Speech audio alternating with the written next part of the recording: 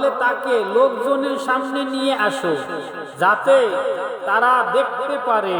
قالوا أأنت فعلت هذا بآلهتنا يا إبراهيم তারা বলল, হে ইব্রাহিম, তুমি কি আমাদের দেবদেবীর সাথে এরূপ করেছো?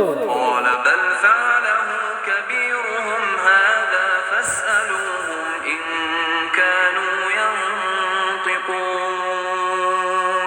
সে বলল, বরং তাদের এ বড়টি এ কাজ করেছে, তাই এদেরকে জিজ্ঞাসা করো যদি এরা কথা বলতে পারে। فرجعوا إلى أنفسهم فقالوا إنكم أنتم الظالمون তখন তারা নিজেদের দিকে ফিরে গেল এবং একে অন্যকে বলতে লাগলো, তোমরাই তো জালিম।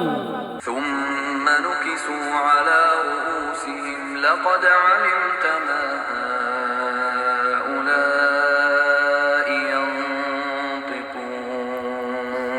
অতঃপর তাদের মাথা অবনত হয়ে গেল এবং বলল, তুমি তো জানোই যে এরা কথা বলতে পারে না।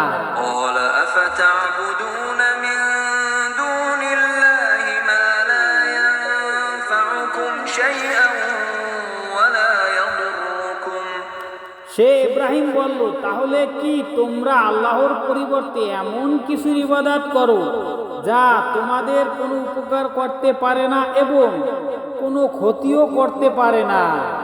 أف لكم ولما تعبدون من دون الله أفلا تعقلون